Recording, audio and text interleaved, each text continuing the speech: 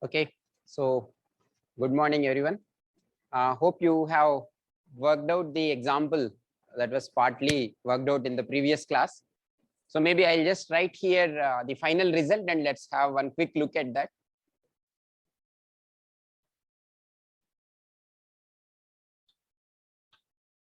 We were calculating the mean value using map estimate. You should be getting at the end of your calculations mu naught bar plus sigma mu square by sigma square times k equal to 1 to n xk bar, this whole divided by 1 plus sigma mu square by sigma square times n. Did any of you arrive at this expression? This is what you will be getting.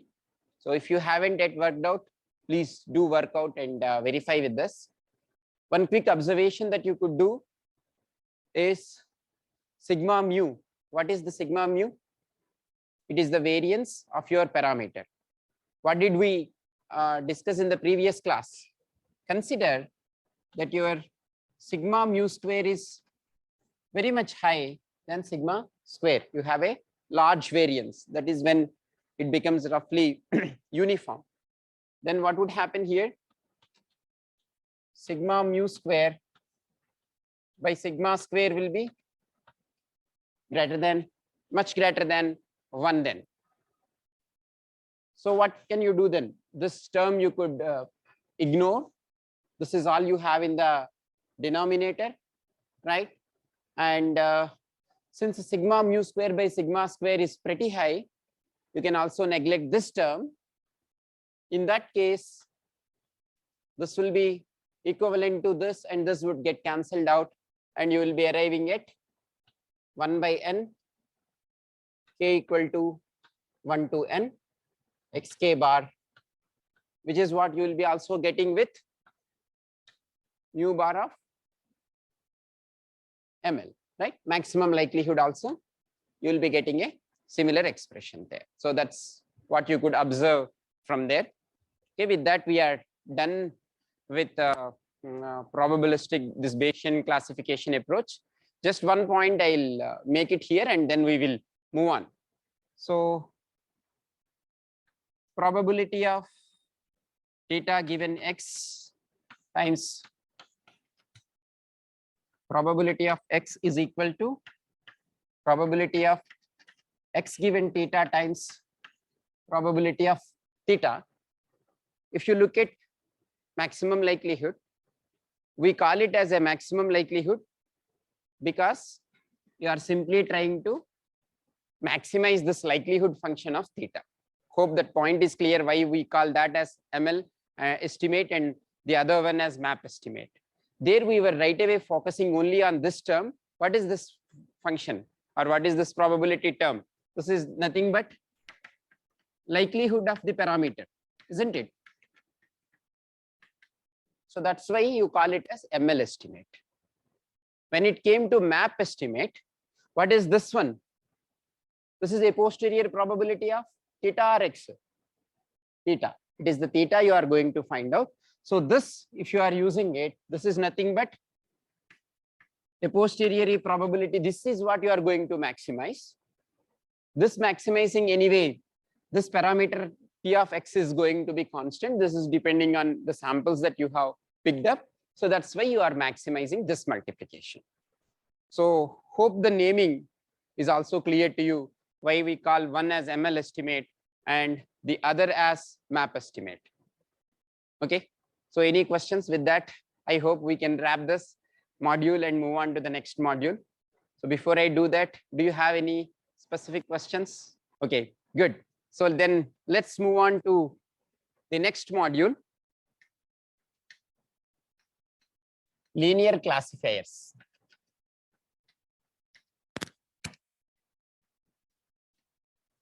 This is what we will do for next few weeks at least. let us have a relook at what we have done so far in the Bayesian classification. You are modeling or estimating the probabilities of the likelihood functions, the prior probabilities, and also in that process, for example, if it is a Gaussian distribution, you are going to estimate all those parameters that include the mean and variance of each feature vector, and then to arrive at any solution there, you need to, that estimation is not always possible in a simpler way. For example, you should have an understanding of what kind of distribution to expect. And also parameter estimation is also not trivial. Consider a case of your X bar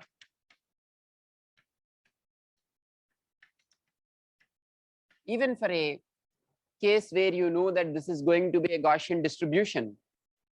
How many parameters are to be estimated for a Gaussian distribution in terms of mu and sigma? So how many mu's are to be estimated if I have an L dimensional feature vector? L. What about the covariance matrix? How many are there? L square, you could consider half of them as the repetition. So still L square by 2. And that also means that you should have so many number of samples also. Okay. But nevertheless, that is the only, perhaps the, if not only, the key situation where you are able to get some intuition. And when do you typically can distinguish two classes using a linear classification? What kind of boundaries would you get?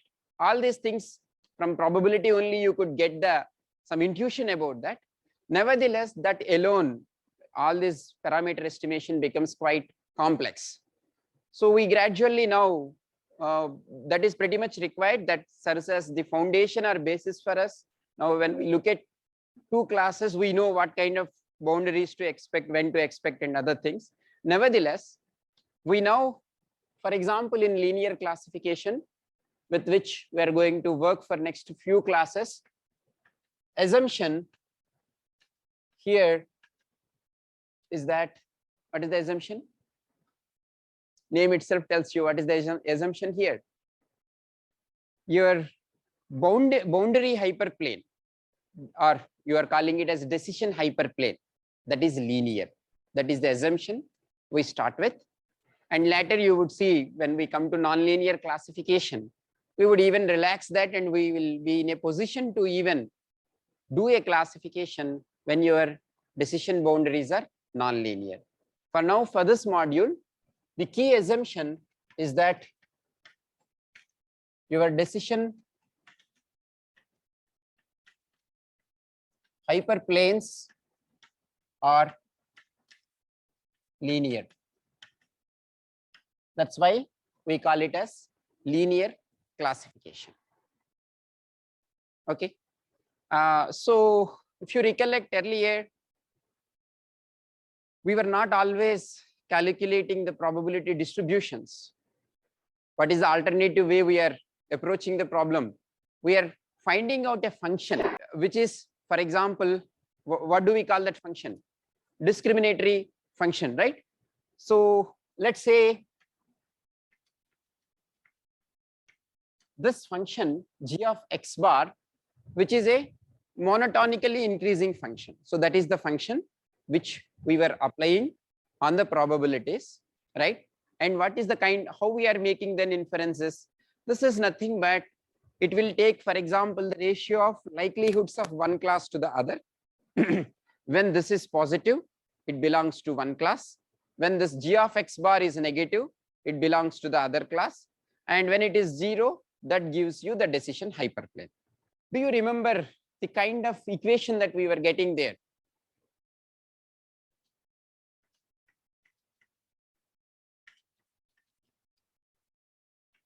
This is how we were getting a decision hyperplane earlier, particularly when you have a linear classification, a linear classifier. It's very simple. When it is a linear classifier, what is the ax, like x1 plus x2 plus some x w naught, okay? Or suppose, how can I tell you that? For a simplicity, let's take only a feature vector of size 2 and also consider just there were two classes here, one class here and maybe another class here.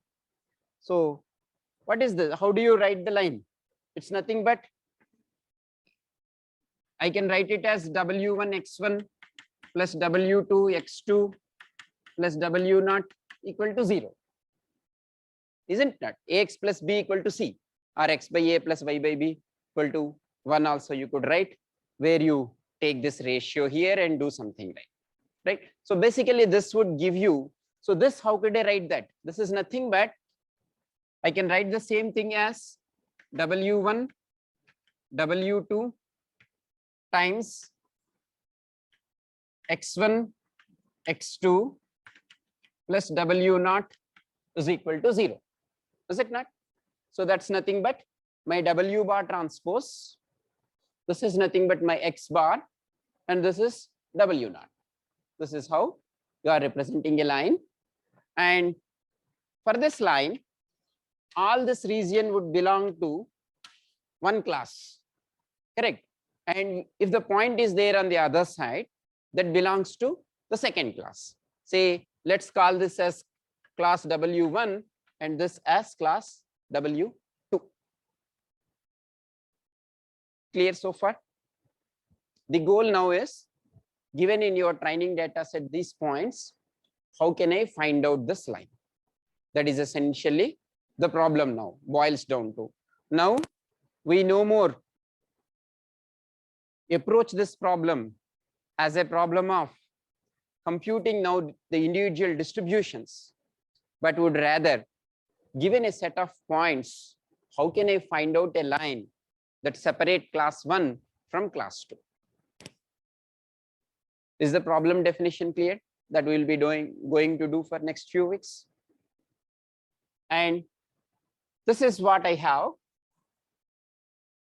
as the equation that I will carry out throughout this module, which I would be solving in different ways and will be looking at from different perspectives, which is nothing but G of X bar is W bar transpose times X bar plus W0. This is the key equation, right?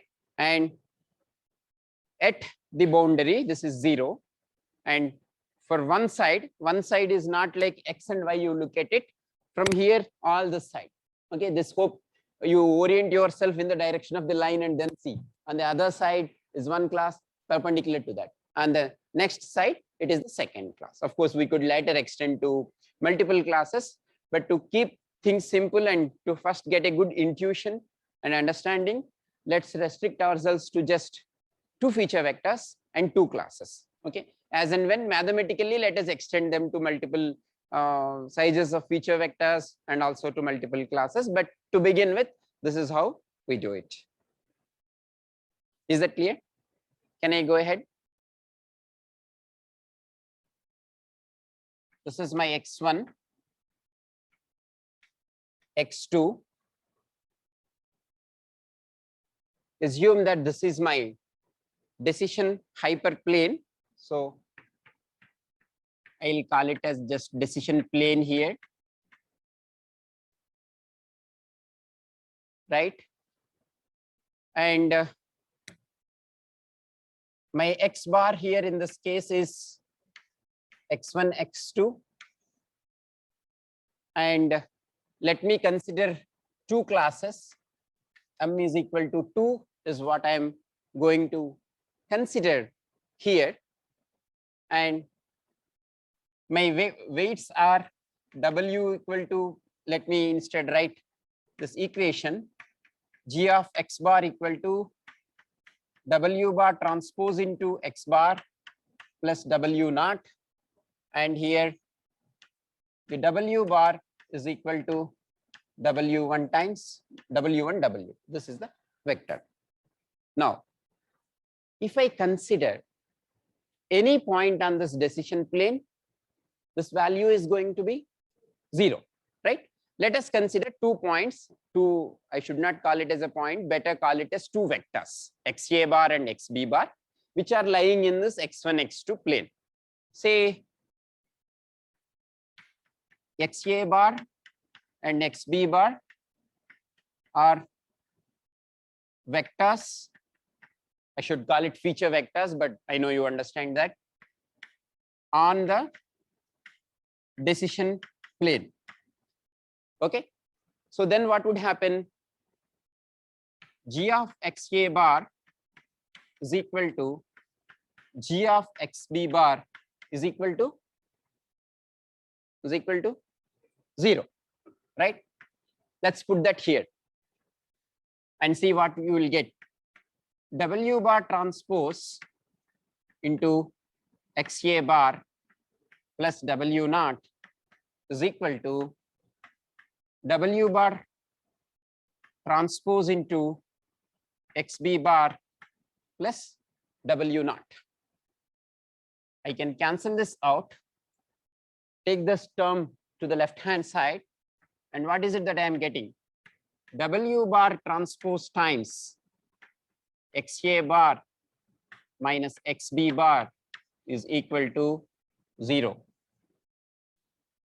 Another important result. What is there to be so important there? Why am I calling it as an important result? Can you draw some inference from that? Very good. W vector is perpendicular to? Very good. Now, a follow-up question to that. So, listen carefully. I have a plane now. Let us not necessarily, or even maybe let us start with a simple case only. Where does this point of xa bar minus xb bar could lie? Here. Where can that lie? See, you just treat it as a vector. You are all very good at drawing vectors and doing the calculations there. Now tell me, what could be the locus of all points of xa bar minus xb bar? What are xa bar and xb bar? These are the points on the decision plane. Now my question is, what is the locus of all points of xa bar minus xb bar? Very good. See, if I have a plane, even let me know, since you have already given an answer to the 2-dimensional case, if I have a plane here, okay, I have a plane here, 2-dimensional plane. Any 2 vectors in this 2-dimensional plane, if I subtract one from the other, it will still be in the same plane, is it not? It cannot go out of the plane. Same is the case here. Xa bar and xb are points on this line, and xa bar minus xb bar also lies on this line. This has to be absolutely clear to you, because everything else is dependent on this point. Is that clear? Xa bar minus xb bar also lies on the decision plane. Now, can you rephrase your earlier statement that W bar transpose is perpendicular to this? Now, can you rephrase it and tell it in terms of this plane now? What will you say then? Right. The weight vector W bar is perpendicular to your decision plane.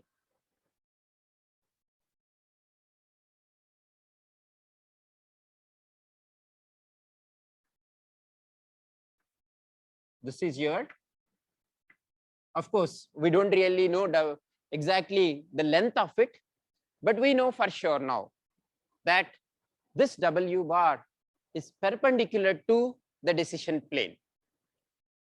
Let me give a slightly different, yes. Yeah, you tell me W bar is W1, W2. Which are the weights that you are giving to define this, right? So as I mentioned here, this line, you could think of it as W1 x1 plus W2 x2 plus W naught equal to 0. Now, if you take a vector of these two, that is what W is going to be. So this you can write it as W bar transpose into x bar plus W naught. So what we got now is the vector of these that constitutes these weights is perpendicular to your line. Is that clear? Good.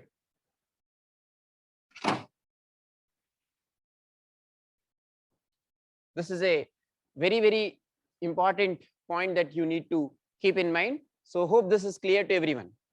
W bar is perpendicular to the decision plane.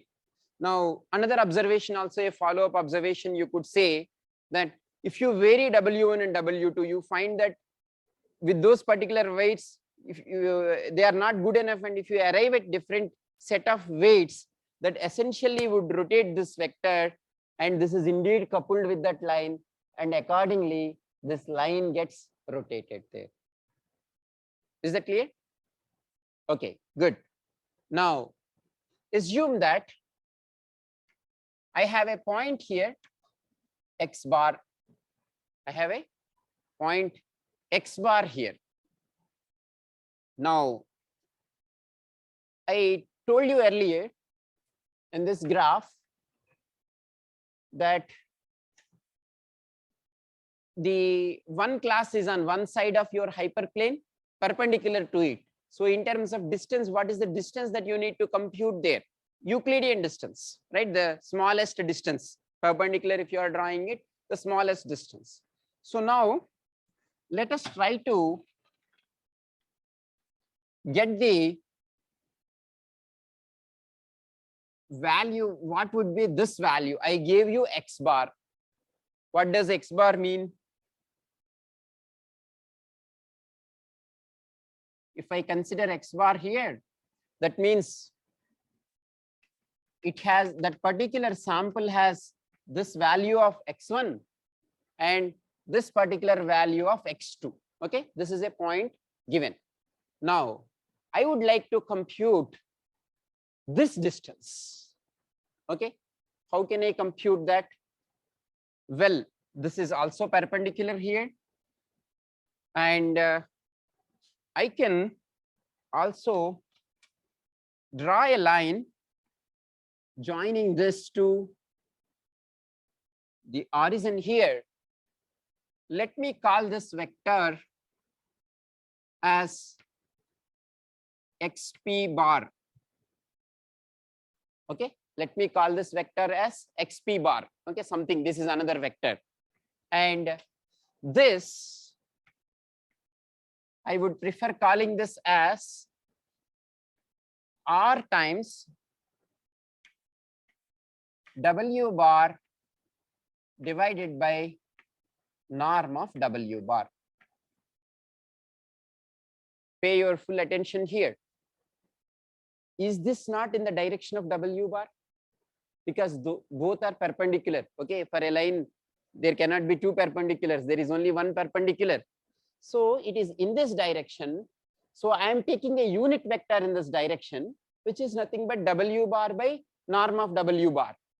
Now I am writing here this multiplied with some r times is giving me this length. Suppose if r is negative, it would be the point somewhere here. R is positive, this way. It can also so happen that you might have w bar in this direction if I had a line like this, but same thing scales up there. Okay, for now just look at this. Now the goal is to find out what would be the value of r. Let's try to find out the value of r. Well, I know g of x bar equal to w bar transpose x bar plus w naught. Now this is w bar transpose times, can I write my x bar as xp bar plus r times w bar by norm of w bar times x bar plus w naught. I'm just substituting this x bar as xp bar plus this vector. No issues with that, right? Now what would be that equivalent to? That is equivalent to w bar transpose times xp bar plus r times, can you tell me what would be the simplification of that? Plus r times, no, r times W bar transpose multiplied with W bar by norm of W bar. What will I get there? Norm of W bar. That's all. See, W bar transpose W bar, if you W1, W2, if you consider, that is nothing but W1 square plus W2 square. Of course, you could consider any length, still it holds good. Divided by norm is nothing but W1 square plus W2 square. So you get square root of that, which is again nothing but norm of W bar. Okay. Times X bar, right? R times norm of W bar times X bar plus W naught. This is my G of X bar. Any further simplification can you do here? What is this equivalent to?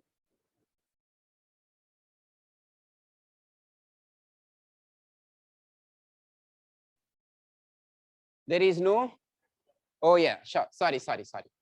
Yeah, thanks, good. Now, what is this equivalent to?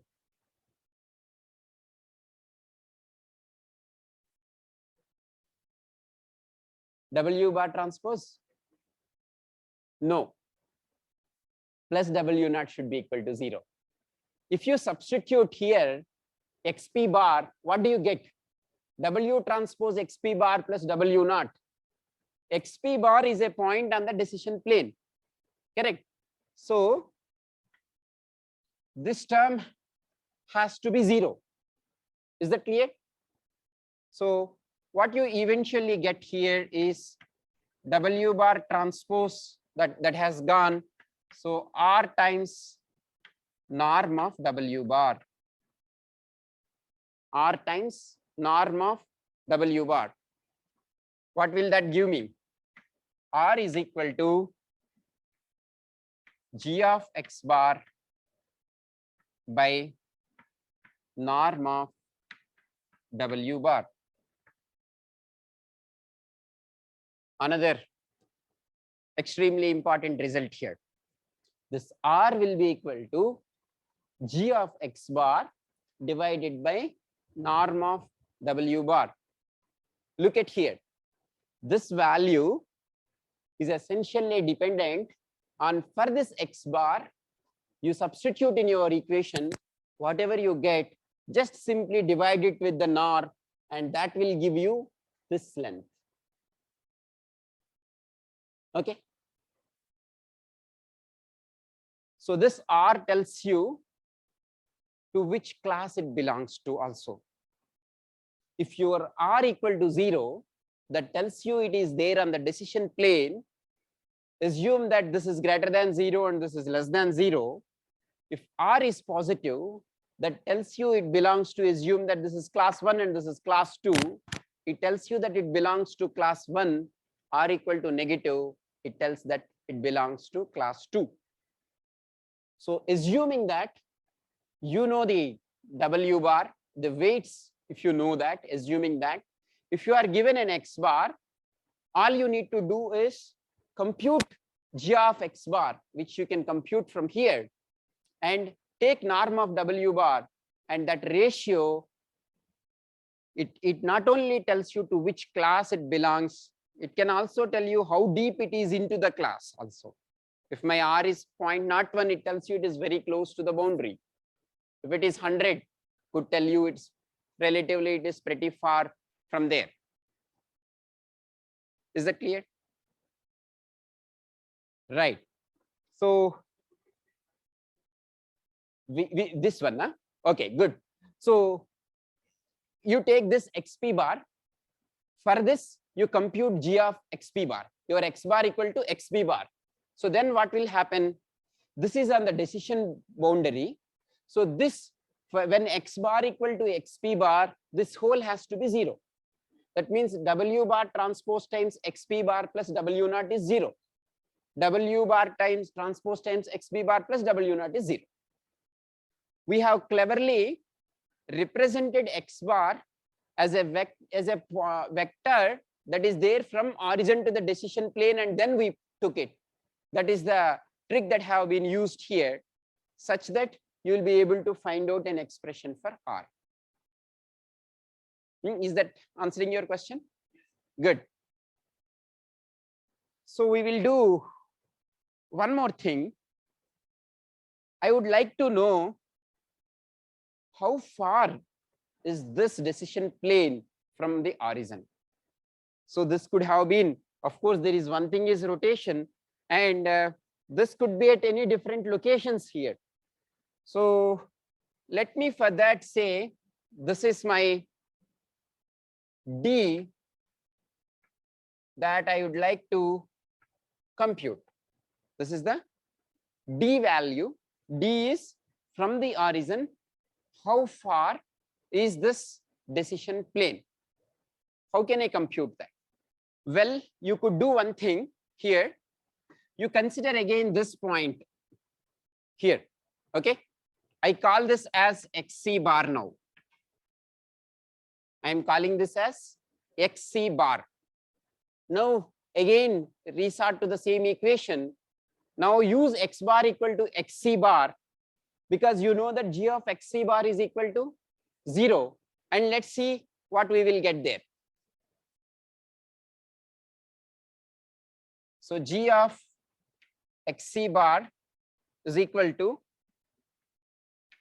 W bar transpose into XC bar,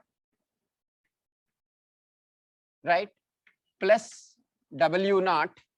This is equal to 0. Now, how can I express XC bar in terms of W bar? And I have told you that this is D. Now, can you tell me that? How do you do that? This is nothing but, can I not write this as D times W bar by norm of W bar, right? D times unit vector I am considering. Unit vector is nothing but W bar by norm of W bar, and D times that. Basically, that magnitude is D. This is equal to minus W naught. Just I took that the other side. Okay. Now, what is this again? W bar. This is nothing but D times norm of W bar is equal to minus W naught. That implies D equal to minus W naught by norm of W bar. D is equal to minus times W naught divided by norm of W bar. So I'll write the expressions here. One is the expression that I got for R, which is G of X bar by norm of W bar, isn't it? And another is the expression for D, which I got as minus W naught divided by norm of W bar. Let's try to get some intuition again about the second one. This is nothing but we have written there earlier that line is nothing but W1 x1 plus W2 x2 plus W naught equal to 0. That's the line, right? Equation of the line. Now, if your W naught is 0, that means what will happen to the line? It passes through the origin, right? And then what will be the value of D? Correct. So you could also say here that your W naught for this line is positive or negative. Can you tell me that? If I have a line like this, will that be positive or negative? Negative. You just see a line drawing there and try to find out an equation. If you want a simple example, take like this being 1, this being 1. Okay. So x by a plus y by b equal to 1 is the equation of the line. So x by 1 plus y by 1 equal to 1. So that line is nothing but x plus y minus 1 equal to 0. My W naught is equal to minus 1. So what will be? So this is, that's why you have a negative sign here. Okay. Then your D will be positive here, of course. Right. Then this D, what is the value of D here for this? Can you please calculate and tell me? What's the value of d for this line?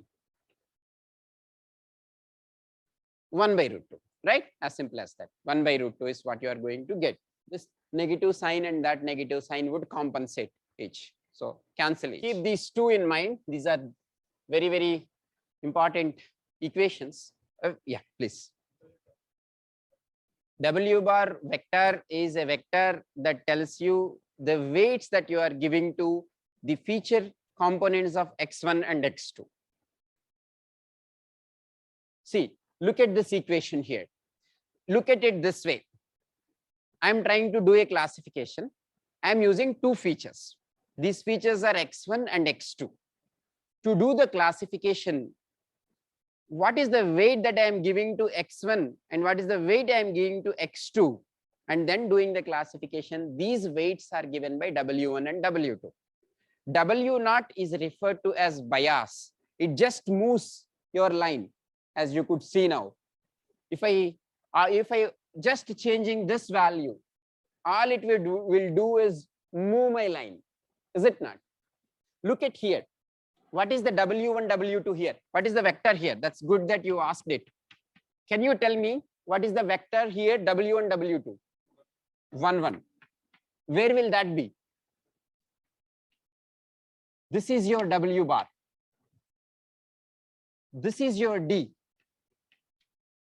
which is equal to 1 by root 2. This is W bar.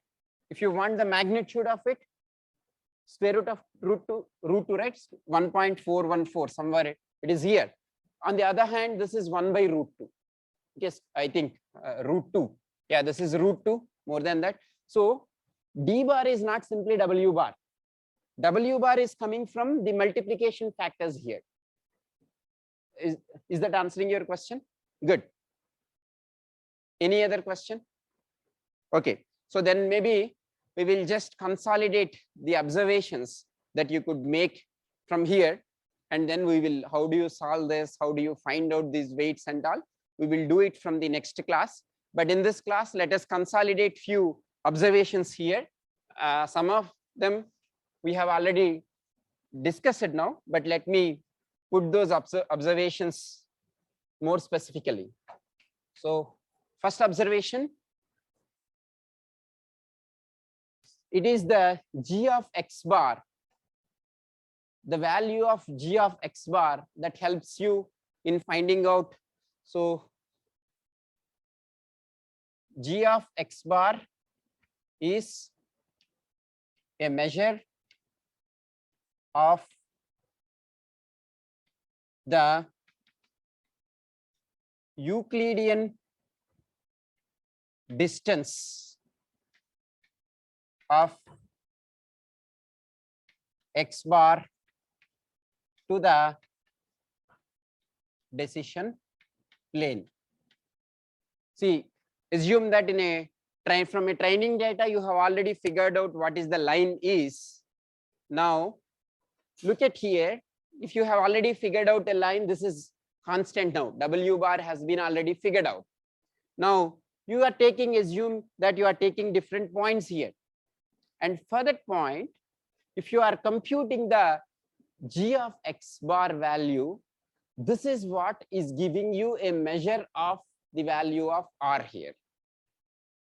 Is this point clear?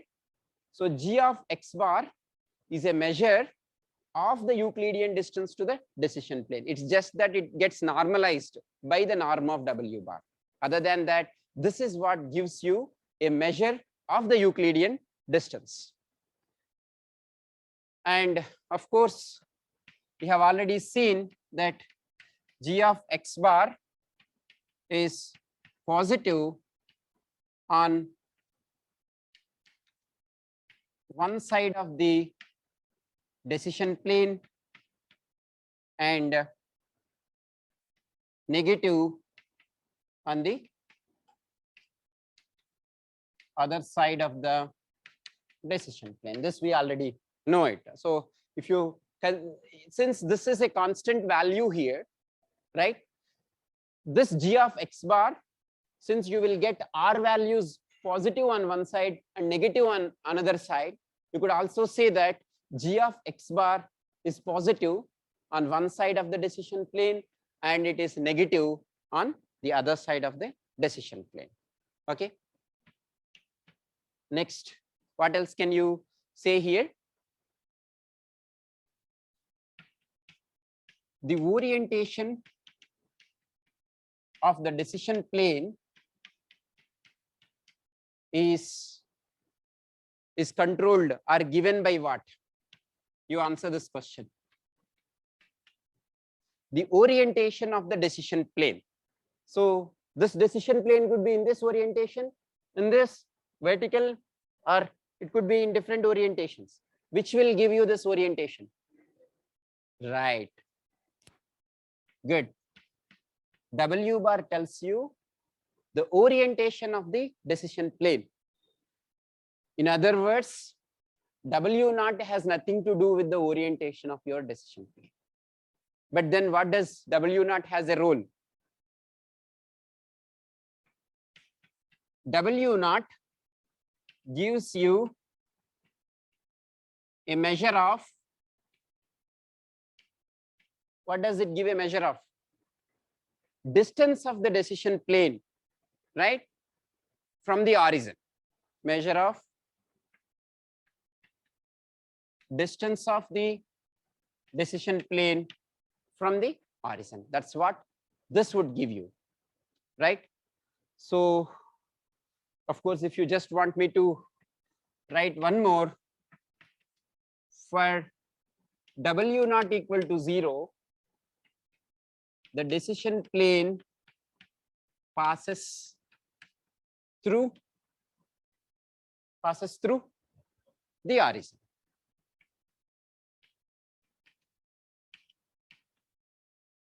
Okay, these are kind of summary of the observations that we could make from the derivations that we have done for R and the D. Okay, so from the next class onwards, what we are going to have a look at is, I give you some training points. In a data, I give you a set of X bar values. How do you find out this? This finding out the decision plane is equivalent to finding out W bar and W naught. Essentially, that's what it boils down to. So how do you compute that? This is what we will be doing for the next few classes. Okay. Any questions? Is that clear?